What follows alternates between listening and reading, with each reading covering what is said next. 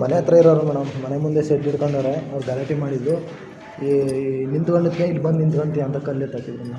Police case ಮಾಡಿಸ್ತೀರಾ? ಹಾಂ ಮಾಡಿಸ್ತದೆ ಮೇಡಮ್. ಬರ್ತಾರಂತೆ ಡ್ಯಾಮೇಜ್ ಆಗ ಫಸ್ಟ್ 17ಕ್ಕೆ ಹೋಗಿ ಡ್ರೆಸ್ಸಿಂಗ್, ಇಲ್ಲಿ 17ರಲ್ಲಿ ಡ್ರೆಸ್ಸಿಂಗ್ ಮಾಡಿಸ್ಬೇಕು.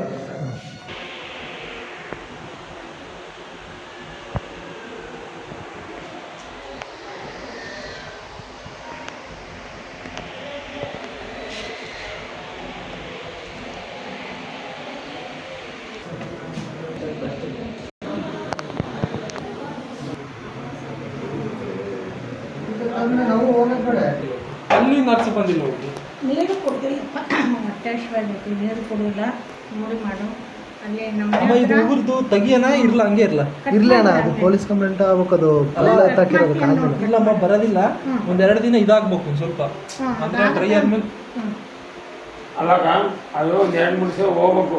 ಕಟ್ ಮಾಡಿ ಈಗ ಕೇಳಕ್ ಬರಲ್ಲ. ಕಟ್ ಮಾಡಿದ್ರೆ ಏನಾಗಿತ್ತಂತೆ? ಕಲ್ಲು ಎತ್ತಾಕಿದ್ದಾರೆ. ಮನೆ ಮುಂದೆ ಸೆಡ್ ತೆಗೀರಿ ಅಂತ ಹೇಳಕ್ ಹೋದ್ರಿ, ಅವ್ರು ನಿಂತ್ಕೊಂಡು ಇಲ್ಲಿ ಬಂದು ನಿಂತ್ಕೊಂಡು ಅಂತ ಕಲ್ಲು ಎತ್ತಾಕಿದ್ದಾರೆ. ಗಲಾಟೆ ಆಗಿರೋದು. Police complaint. ಅರಶಿನ ಪುಡಿ ಹಾಕ್ಬೇಕಾದ್ರೆ ಎಷ್ಟು ಹೋಗಿತ್ತಂದ್ರೆ ರಕ್ತ ಹೇಳ್ಬಾರ್ದು. ಎಬ್ಬಟ್ಟು ಜೀವ ಹೌದು.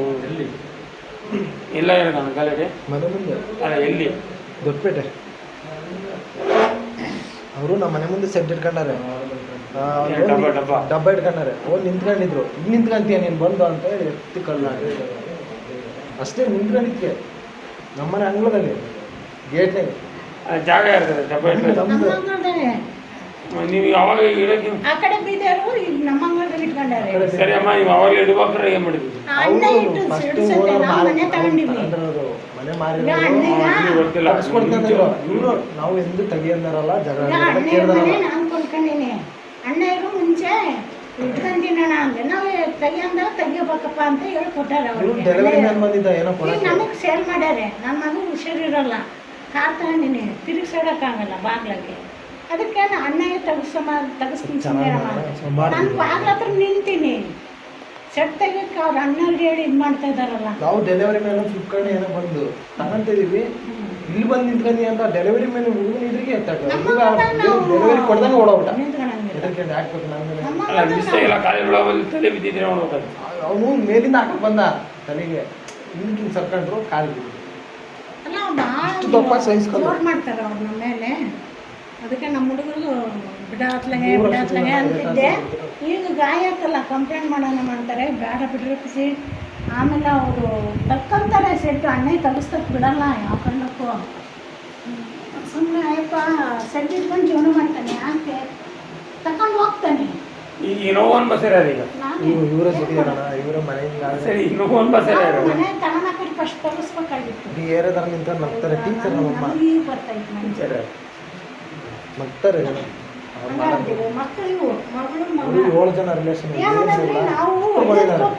ಜನ ಇರಲಿಲ್ಲಪ್ಪ. ಕರೆಕ್ಟಾಗಿ ಒಬ್ರು ಗೇಟ್ ಎಗರ, ಒಬ್ರು ಒಬ್ಬಯ್ಯಮ್ಮ ಗೇಟು ಜೋರ ಜಾಡ್ಸೋಣ, ಒಬ್ರು ಮೈಗೆ ಮಕ್ಕಳು 10 ಜನ ಸೇರ್ಕೊಂಡು ನನಗೆ ಹೊಡೆಯಕ್ಕೆ ಬಂದರು. ಬೆಳಿಗ್ಗೆ ಆಗಿರೋದು ಈಗ 10 ನಿಮಿಷ ಕೆಳಗೆ.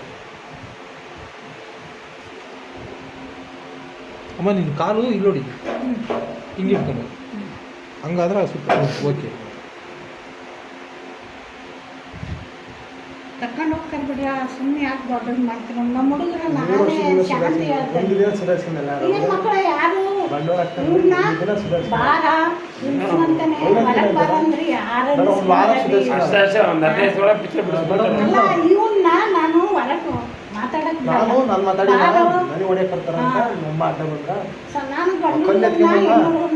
ನೀನು ಅಡ್ಡ ಬರ್ತೀರ ಅಂತಂದು ಇಬ್ರಿಗೂ ನನಗೆ ಹೇಳಕ್ ಹೋದ, ಅವನು ಹೊಡೆಯಕ್ಕೆ ಇಬ್ರಿಗೂ ಹೋದ. ನಾನು ಹಿಂದೆ ಕೆಳಕಂಡೆ. ನಾವು ಕಾಲಲ್ಲೇ ಇದ್ವಲ್ಲ, ಕಾಲು ತಲೆ ಎಳ್ಕೊಂಡಿಲ್ಲ ಅಂದರೆ ಕಾಲಿಗೆ ಏನಾಗುತ್ತೆ, ತಲೆ ಆಗುತ್ತೆ. ಇದು ಸೈಜ್ಗಳು ಬಾಕ್ಸ್ ಐತಿ, ಚೂಪ್ ಐತಿ, ಇಬ್ಬರೇ ಬೆಟ್ಟ ಮಾತ್ರ ಎಷ್ಟು ಕಾಲ ಬಿದ್ದೈತೆ ಹೇಳ್ಕೊಳಕ್ಕಾಗಲ್ಲ. ಇರ್ತಾವೆ ಅಷ್ಟು ಸೈಜ್.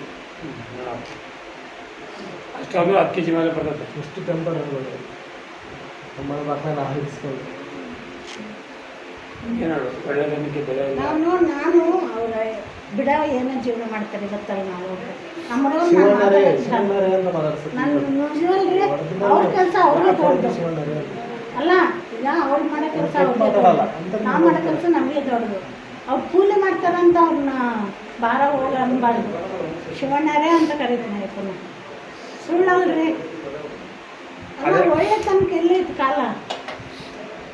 ಅಣ್ಣ ಅದನ್ನ ಇನ್ನೊಂದು 2 ದಿನ ಬಿಟ್ಕೊಂಡು ಅಷ್ಟು ಡ್ರೈ ಆಗುತ್ತೆ. ಇವಾಗಲೇ ಕಿತ್ತರೆ ಭಾಳ ನೋವಾಗುತ್ತೆ. ಅವೊಂದು ಸ್ವಲ್ಪ ಇದಾಗುತ್ತೆ, ಆಮೇಲೆ ಕಿಳ್ತೀನಿ. ಇರ್ಲಿ ಬಾ. 3 ವರ್ಷದಿಂದ ಜಗಳ ಆಡ್ತಿದ್ದಾರೆ.